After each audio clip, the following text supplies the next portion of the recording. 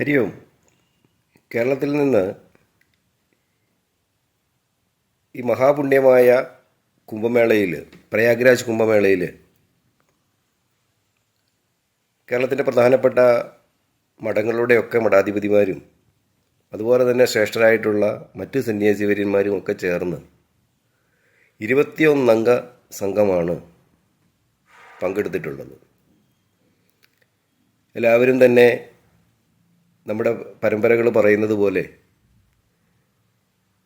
അമൃതത്തിൻ്റെ അംശം അത് സത്സംഗങ്ങളിലൂടെയും സ്നാനത്തിലൂടെയുമൊക്കെ നേടിയെടുത്തതിൻ്റെ ധന്യതയിലാണ് ഓരോരുത്തരും.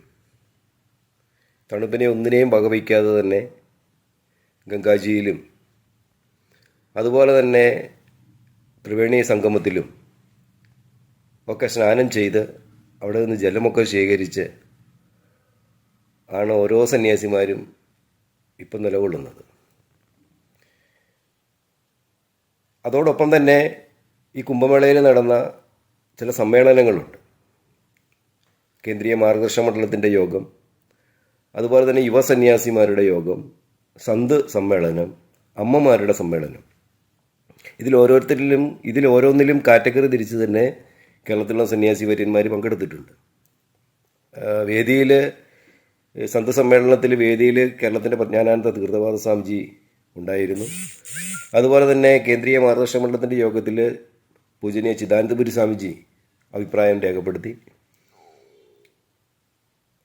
ഇങ്ങനെ എന്തുകൊണ്ടും വളരെ ധന്യമായ ഒരു നിമിഷമാണ് വാസ്തവത്തിൽ പ്രയാഗ്രാജ് കുംഭമേള ഓരോ സന്യാസി വര്യന്മാർക്കും നൽകിയിട്ടുള്ളത്.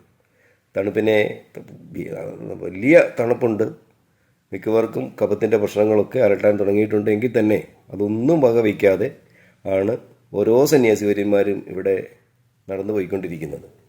ഇവിടെ വണ്ടി ഭയങ്കര തിരക്കായതുകൊണ്ട് വണ്ടികളെല്ലാം ഡൈവേർട്ടഡാണ്. പ്രയാഗ്രാജിൽ നമ്മൾ ബുക്ക് ചെയ്ത വണ്ടി പ്രയാഗ്രാജിൽ നിന്ന് കിട്ടില്ല. അതും ഡൈവേർട്ടഡായിട്ട് വേറെ ലൈനിൽ കൂടെ നമ്മൾ കയറണം.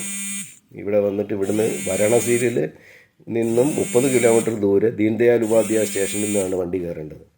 അപ്പം അങ്ങനെ അത്രയും ദൂരത്തിൽ യാത്രയൊക്കെ ചെയ്താണ് ഓരോരുത്തരും ഇതിൽ പങ്കെടുത്തുകൊണ്ടിരിക്കുന്നത്. അപ്പം നാളെ ഞങ്ങൾ കേരളത്തിലേക്ക് യാത്രയാകും. എല്ലാവരും ഈ പൂർണ്ണ കുംഭത്തിൻ്റെ എല്ലാ ധന്യതയും പേറിക്കൊണ്ടാണ് ഓരോരുത്തരും പോകുന്നത്. എല്ലാവർക്കും ഈശ്വരൻ്റെ അനുഗ്രഹത്തിനായിട്ട് പ്രാർത്ഥിക്കുന്നു. ഹരി ഓം.